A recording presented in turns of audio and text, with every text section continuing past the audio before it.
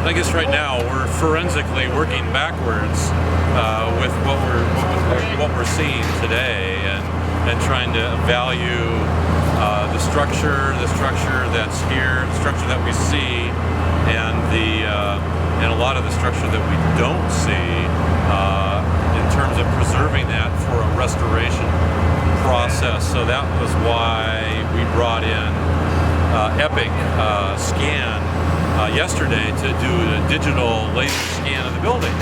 So Bob has an opportunity to recreate a three-dimensional scan of the building.